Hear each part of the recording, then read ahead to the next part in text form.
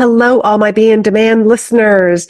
How are you enjoying the new format so far? You've hopefully had a chance to experience a couple of the new types of shows that I'm hosting. And this episode is all about experience. I'm creating an experience for you with my podcast, and I've got some other surprises. So let's talk about experiences. Let's get on to the show.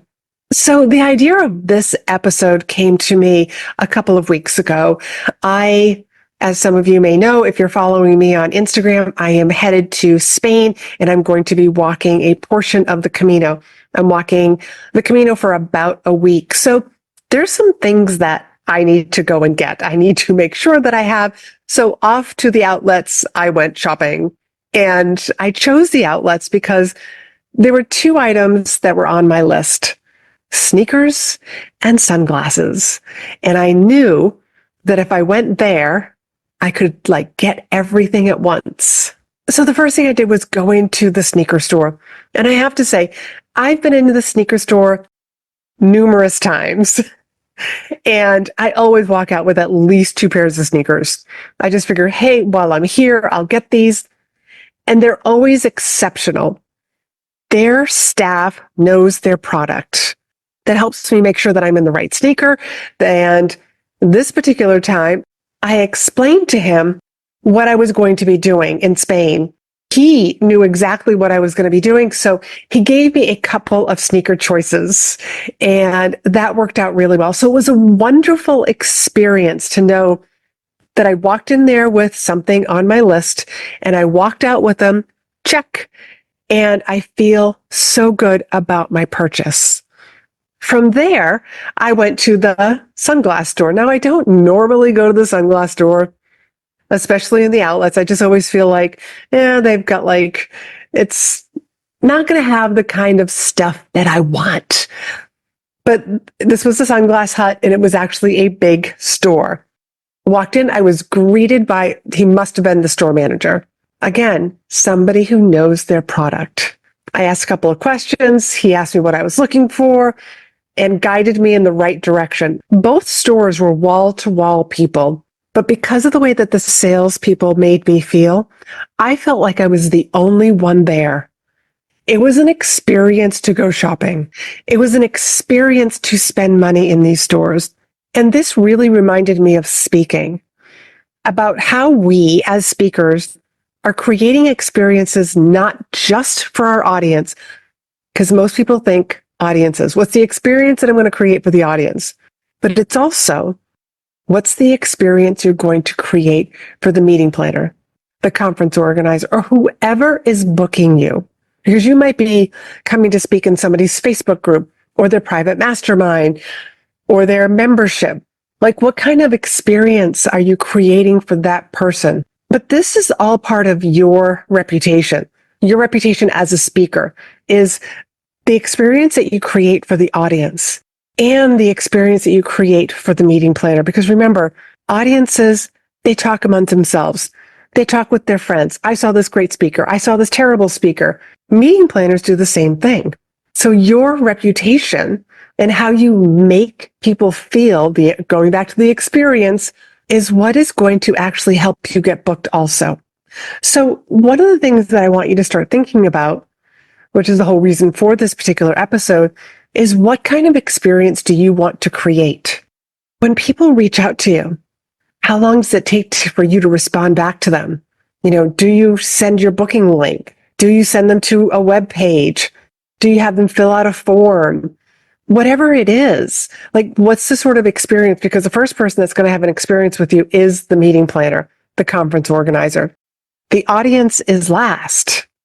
Well, actually, I would say that the audience is second, because you'll leave a lasting impression with the meeting planner, because you should always have some sort of a post-event follow-up with them. And that will actually help with your reputation with the meeting planner, whoever's booking you. But I want you to really start to think about, what kind of an experience do you want to create? Something that I always did is, when I booked events, and way in the beginning, when I started booking events, I was booking myself and trying to build up my name, and I booked myself at a bunch of rotaries. As a matter of fact, my husband and I had gone down to Florida and we spent the winter down there. And I was like, if we're going to be down here, I'm going to build up my name as a leadership speaker. And I literally, like within 3 months, I spoke for 30 Rotaries from West Palm Beach all the way down to Fort Lauderdale. And the person who's booking you, they're a volunteer, whoever it is, like in the Rotary at least. But I always made sure that once they booked me, and usually it was a email or it was a phone call, but it was a nice experience. I also had questions for them. And so I wasn't just like some speaker that was showing up and it didn't matter who the audience was. No, it's like I had a conversation with them. And most of the times, because of that conversation, I actually got to speak longer than most speakers. And they even told me that we're going to give you 30 minutes. Fantastic. Like the more time I have in front of an audience, the better. And typically with Rotaries, it's anywhere from 15 to 20 minutes. So getting 30 minutes was a bonus. But a week beforehand, I always sent them an email letting them know that they were on my calendar. I was still planning on showing up because a lot of times speakers don't show up, especially for these events where they're not getting paid. And I always want it to be an experience. So a week beforehand, I always sent them an email, had a notification in my calendar that would go off that say, letting me know, reminding me that I was speaking at this particular event in a week. So I would send out the email so that when I got there, like they already feel warm and fuzzy. And that's what I wanted. And then after I was done speaking, I would always send like some sort of a post follow-up email. And that's where I would ask like for testimonials or any referrals to some other groups that they might be able to share with me. And that was how I easily spoke for 30 different places within 3 months. But it's an experience. Like you come up with your own protocol. You have to decide, like, how am I going to make my audience feel? How am I going to make the meeting planner feel? So it's all about creating that experience. And it's not the same for everybody, meaning from one speaker to another. So here's what I want you to do. But before I share that with you, I want to let you know, if you listened to episode 200, then you heard me talk about the community calls. This is my way as a podcast host to create an experience that you can join. So are you ready to meet other entrepreneurs, your fellow Be in Demand listeners, as a matter of fact? I'm going to be hosting a mini training followed by a Q&A and networking. You're going to get to learn something new and also get answers to any questions that you might have, along with meeting fellow entrepreneurs. So come join me for the kickoff call, which is going to be May 20th. You can sign up at speakandstandout.com/community, and I'll make sure that link is also down in the show notes. I encourage you to sign up because this call is limited to only 10 people. If you find that the May date is already filled, the June date is already available for you to actually sign up. So let's get back to the homework that I want you to actually do, because I want you to create this experience for people. So the first step is I want you to decide what kind of an experience you want. I literally want you to write this down. Here is the experience I want my audience to have. Write it down in as much detail. There's something so wonderful about being very intentional about what we do. And then I want you to write down, what is the experience you want your meeting planner to have with working with you when they book you? From everything from the beginning, they're interested, to they book you, to all the different meetings, to the post meetings. I mean, like, what is this beautiful experience that you want to have with people? Think of it as, this is the only time I will ever be in front of these people. What do I want them to remember, to feel about when they saw me speak, when they worked with me? I want you to write as much of that down. So that is number one, is you're going to decide and you're going to write this down. The second step I want you to take is to make a checklist of all the different ways that you're going to work with them. For example, that email that I would send out, a week beforehand.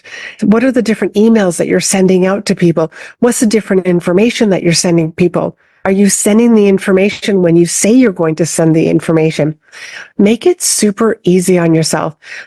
Create a folder, put it on your desktop, someplace that's easy to just grab the information. Your headshots. I know it's so easy to say, oh, just go to my website, go snag a photo here. And that's wonderful. But if you've got an inexperienced person who is hiring you because they're a volunteer, they're going to ask you for this information. So send them the headshots, send them your bio, let them know that you'll be sending an introduction 2 weeks before you're actually going to speak or a week before you're going to speak. Have that introduction ready to go. Have everything in a folder. And then what sort of checklist are you going to make about the experience that you'll be creating for your audience?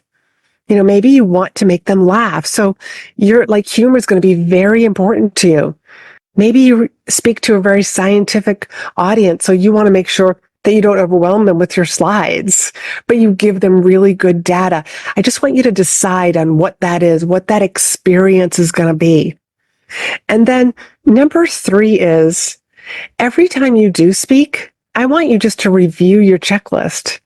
Did you use it? What needs to change? What needs to be tweaked? What can you edit? What can you add? What can you take away? Because as you get speaking and you're speaking more and more and you're getting more and more experience, that list is going to change. It may get longer or it may get shorter. So that's what I want you to do. I want you to really create an experience for your audience, one that they will remember forever. Be that speaker that the audience is remembering, raving about, and referring.